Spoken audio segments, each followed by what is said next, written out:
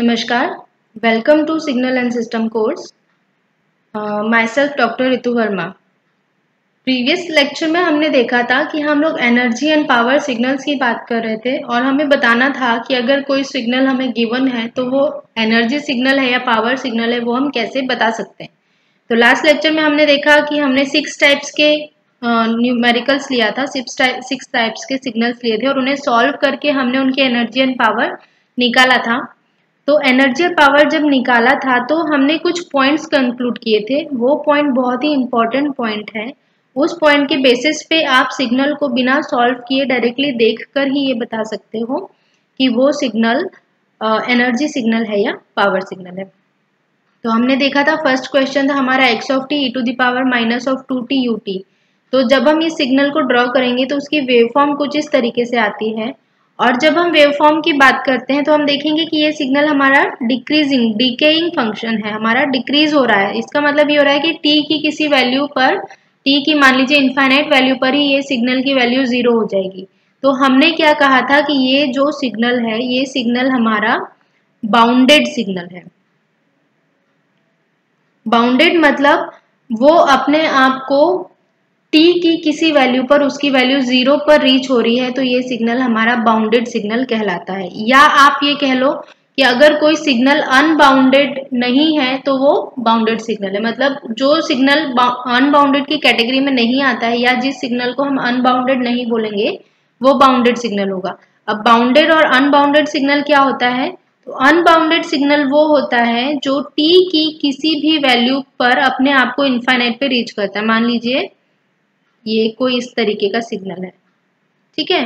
तो आप देखेंगे कि t की इस वैल्यू पर ये सिग्नल अपने आप को इनफाइनाइट पे ले जा रहा है, t की इस वैल्यू पर ये इनफाइनाइट पे ले जा रहा है। इसका मतलब ये हुआ कि ये अनबाउंडेड सिग्नल हुआ। अनबाउंडेड मतलब t की किसी न किसी वैल्यू पर वो अपने आप को इनफाइनाइट पे रीच कराता है तो अनबाउंडेड सिग्नल होता है। और हम ये बोल रहे हैं कि अगर कोई सिग्नल अनबाउंडेड नहीं है तो वो बाउंडेड कैटेगरी में आता है। तो ये अपने आप को इनफाइनाइट पर तो नहीं ले जा रहा है, ऑब्वियसली 0 पर लेकर के जा रहा है, तो ये सिग्नल हमारा बाउंडेड सिग्नल हुआ। ठीक है। तो सबसे पहले हम बोल रहे हैं कि हमने जो एग्जांपल लिया था उसमें ये लिया था कि अगर कोई बाउंडेड सिग्नल है, इसका मतलब ये हुआ और वो एब्सोल्युटली इंटीग्रेबल है। तो ये t इक्वल्स टू t की कुछ किसी न किसी वैल्यू पर या t इक्वल्स टू इनफाइनाइट पर अपने आप को 0 पर रीच करा रहा है, इसका मतलब ये एब्सोल्युटली इंटीग्रेबल सिग्नल है। तो हम इसको कहेंगे कि all the absolutely integrable signal will fall in the category of energy signal. और जब हमने इसे सॉल्व किया था तो ये सिग्नल हमारा एनर्जी सिग्नल आया था। यही पॉइंट हमने यहाँ पर लिखा है, ये हमारा एनर्जी सिग्नल है। All the absolutely integrable signal will fall in the category of energy signal। तो ये हुआ हमारा एनर्जी सिग्नल। मतलब अगर कोई सिग्नल बाउंडेड सिग्नल है और वो इंटीग्रेबल है तो उसको हम एनर्जी सिग्नल बोलेंगे। नाउ सेकंड है, सेकंड हमारा क्वेश्चन में गिवन था a, मतलब जो सिग्नल है वो माइनस इनफाइनाइट से इनफाइनाइट तक एम्पलीट्यूड a का सिग्नल है। तो ये अपने आप को कहीं इनफाइनाइट पे रीच नहीं करा रहा है t की वैल्यू पे, इसका मतलब ये भी बाउंडेड सिग्नल हुआ। लेकिन ये सिग्नल इंटीग्रेबल नहीं है बिकॉज ये मतलब 0 पर नहीं आ रहा है। ये अपने आप को क्लोज बनाने की, जो पैक करने की मतलब जो है ना, वो कोशिश नहीं कर रहा है। तो इसका मतलब ये हुआ कि ये सिग्नल बाउंडेड तो है लेकिन एब्सोल्युटली इंटीग्रेबल नहीं है। तो हम ये बोल रहे हैं कि all the bounded signal but not absolutely integrable signal will fall in the category of power signal.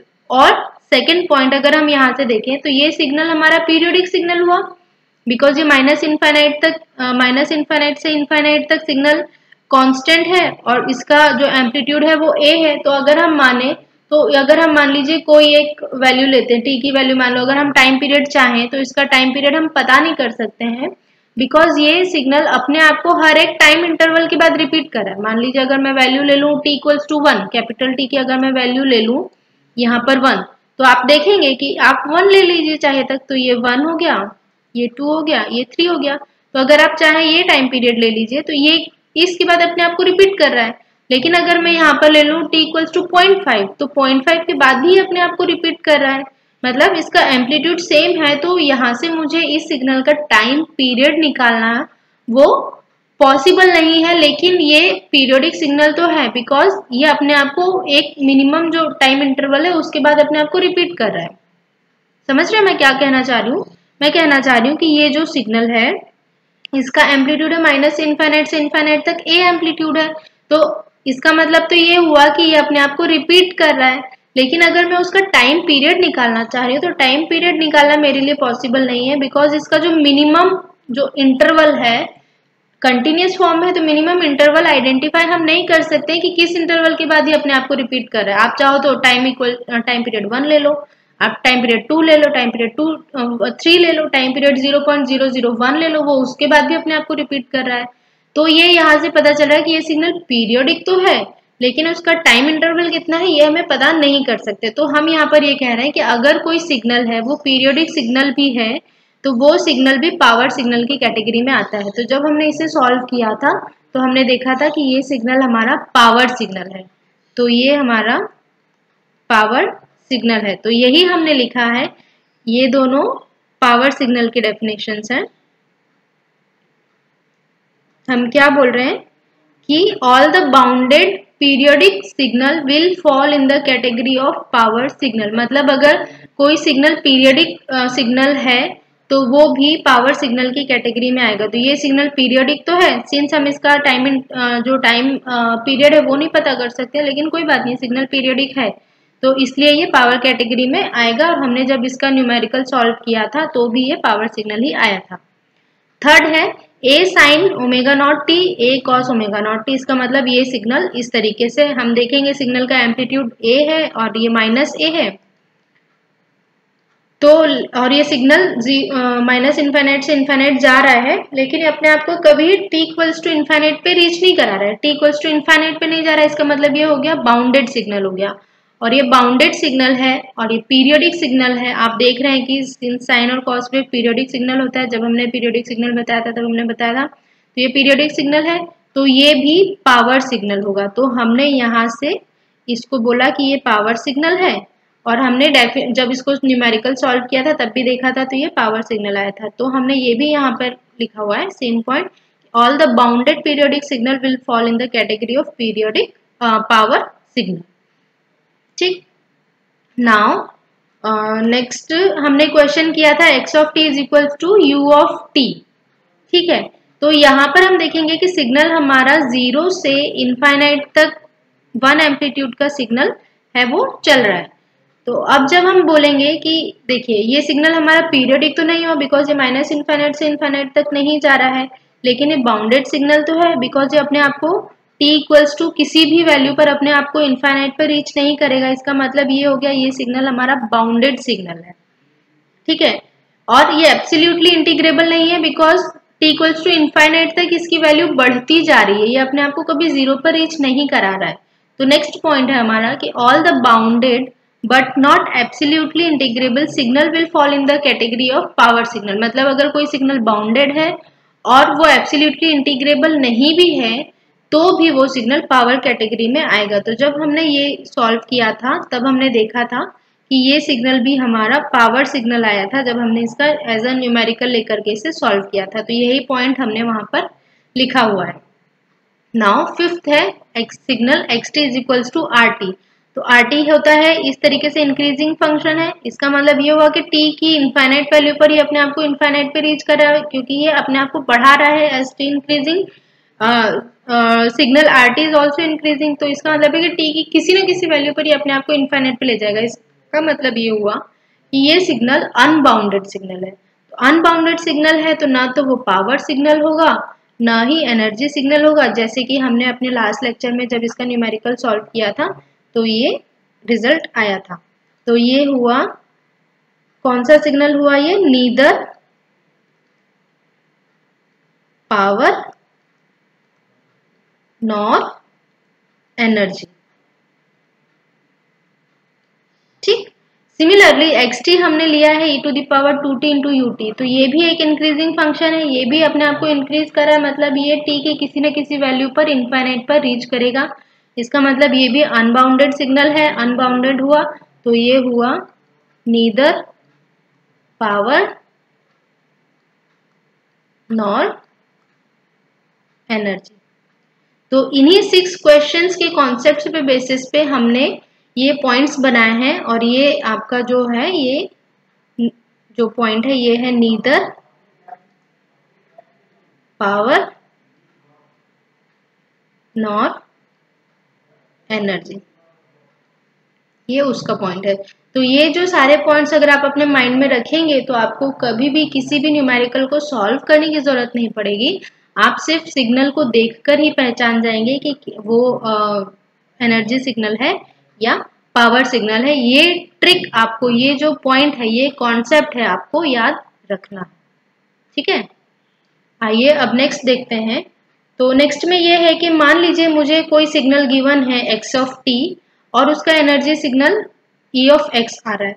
तो अगर मैं उस सिग्नल को alpha T, that means alpha T का जब हमने वो पढ़ा था सिग्नल के ऑपरेशंस, तो उसमें हमने देखा था अल्फा टी दैट मीन्स ये स्केलिंग प्रॉपर्टी लग रही है। स्केलिंग मतलब या तो यहाँ पर कंप्रेशन हो रहा है या एक्सपांशन हो रहा है। तो अल्फा टी मल्टीप्लाई में इसका मतलब है कि ये कंप्रेशन हो रहा है। तो ये प्रॉपर्टी को देखने के लिए आपको हमारा प्रीवियस लेक्चर देखना होगा। अगर आपको ये समझ में नहीं आ रहा है कि ये क्या लिखा हुआ है, तो आप हमारा प्रीवियस लेक्चर देख लीजिए, उसमें हमने इसे बहुत अच्छे से एक्सप्लेन किया हुआ है। तो अगर हमारा कोई सिग्नल xt गिवन है, उसका एनर्जी हमें दिया हुआ है और हमें कहा गया है कि सिग्नल में स्केलिंग हो रही है और उसका एनर्जी हमें फाइंड आउट करना है, तो हम सिंपली क्या करेंगे, जो प्रीवियस एनर्जी थी उसके डिवाइड में मॉड ऑफ जो भी स्केलिंग का फैक्टर है वो ला देंगे। तो हमारा जो नया सिग्नल है, दैट मीन्स जो सिग्नल में स्केलिंग प्रॉपर्टी लगी हुई है या जो कंप्रेस्ड सिग्नल है, उसका एनर्जी हमें पता चल जाएगा। सिमिलरली अगर कोई सिग्नल xt गिवन है और वो कहा जा रहा है कि वो सिग्नल पीरियोडिक है और उसका टाइम पीरियड t है, तो सेम अगर स्केलिंग हो रही है सिग्नल में, तो अगर हमें वो उससे का नया टाइम पीरियड पता करना है, तो ये हम पता करने के लिए mod of t mod of alpha से डिवाइड कर देंगे। तो इससे हमें नया टाइम पीरियड पता चल जाएगा। ये भी दोनों पॉइंट आपको माइंड में रखना है, इस पर 1 मार्क्स का बेस्ड कोई क्वेश्चन पूछा जा सकता है। तो आइए कुछ क्वेश्चंस करके देख लेते हैं। फर्स्ट क्वेश्चन हमें गिवन है, consider a continuous time signal xt existing from -3 to 3 having energy 12 joule. मतलब अगर मुझे कोई सिग्नल गिवन है -3 से 3 की रेंज में और उसका एनर्जी मुझे गिवन है, अब कह रहे हैं कि another signal x1t is given by x of 3t, the energy of signal x1 will be. तो अब मुझे बताना है, तो इसको हम किस तरीके से सॉल्व करेंगे। लेकिन देखिए, पहले तो मैंने इसको लिए आपको ये फॉर्मूला दिया है, फॉर्मूला हम बाद में देखेंगे, पहले सॉल्व करके देखते हैं कि जो मैंने फॉर्मूला बताया है वो एप्लीकेबल हो भी रहा है या नहीं।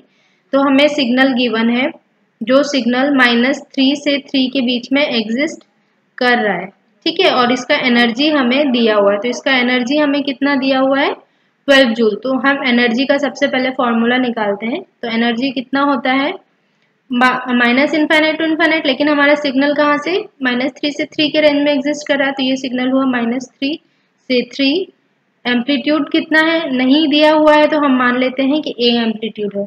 तो इसका मॉड ऑफ xt का square, that means a square into dt, और इसकी वैल्यू हमें दी हुई है 12 जूल। तो जब हम इसे सॉल्व करेंगे तो इसकी वैल्यू आ जाएगी 6a square is equals to 12 of joule. और जब यहाँ से आप a की वैल्यू निकालेंगे, a square is equals to 2 and a is equals to √2। मतलब जो सिग्नल है उसका एम्पलीट्यूड हमें पता चल गया है, √2 है। अब ये लोग कह रहे हैं कि नया सिग्नल है, उसको जो x1t फॉर्म हुआ है वो फॉर्म हुआ है इस सिग्नल को कंप्रेस करके। x of 3t है, इसका मतलब सिग्नल में कंप्रेशन हो रहा है, और जब कंप्रेशन हो रहा है तो कंप्रेशन में 3 फैक्टर को हमें क्या करना है, जो लोअर वैल्यू है और अपर वैल्यू उसमें 3 से हम डिवाइड कर देंगे। तो डिवाइड करेंगे तो क्या होगा, ये -1 और ये +1 हो जाएगा। तो अब हमारा जो नया सिग्नल आएगा वो होगा -1 से 1 के बीच में, ये xt मान लीजिए और ये x of 3t मान लीजिए, ताकि आपको समझ में आएगा। तो x of 3t है और इसका जो एम्पलीट्यूड था वो कितना था, वो √2 था। अब हमें ये सिग्नल गिवन है और इसका हमें एनर्जी निकालना है। तो मान लीजिए Ex1 जो है वो निकलेगा -1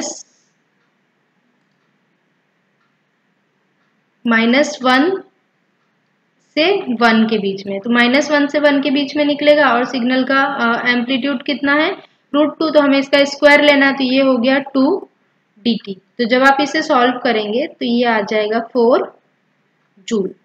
पहले सिग्नल का एनर्जी कितना था 12 जूल और नए सिग्नल का एनर्जी आ रहा है 4 जूल। इसका मतलब जो हमने कहा था कि अगर हमें सिग्नल की एनर्जी गिवन है और अगर उसमें कुछ स्केलिंग हो रही है, तो स्केलिंग हमारी क्या हो रही थी x(3t), तो हमने कहा था कि जो प्रीवियस सिग्नल का एनर्जी था उसमें हम मॉड ऑफ इस 3 से डिवाइड कर देंगे। तो यहाँ पे देखिए अगर 12 जूल आ रहा है तो 12 जूल में अगर आप मॉड ऑफ 3 से डिवाइड करेंगे तो कितना आंसर आ जाएगा 4 जूल।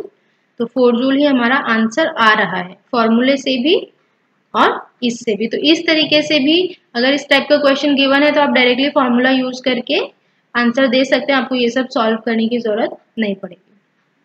ठीक है, नाउ नेक्स्ट क्वेश्चन हमें गिवन है कि consider a periodic signal xt given by xt is equals to 2 + 4 cos 2πt + 6 sin 6πt।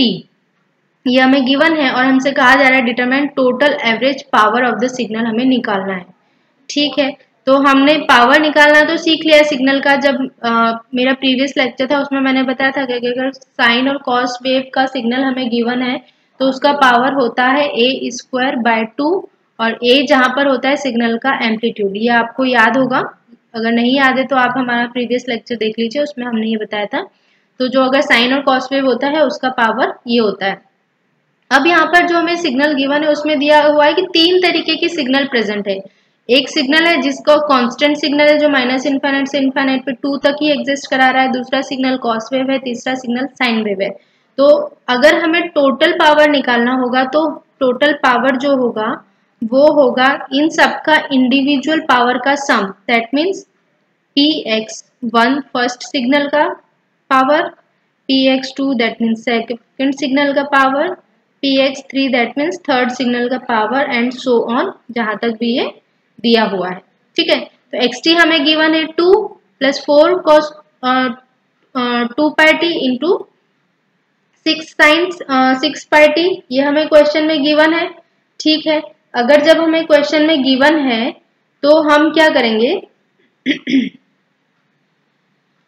Constant, देखिए ये कांस्टेंट सिग्नल था, तो जब अगर आपको याद होगा कि अगर कांस्टेंट सिग्नल था तो कांस्टेंट सिग्नल का पावर था ओनली a²। जब हमने ये वाला क्वेश्चन किया था आपको याद होगा -∞ से ∞ पर, तो इसका जो सिग्नल, इस सिग्नल का जो पावर आया था वो आया था a²। दैट मीन्स अगर कांस्टेंट सिग्नल है -∞ पे ∞ पे तो उसका पावर होगा a²।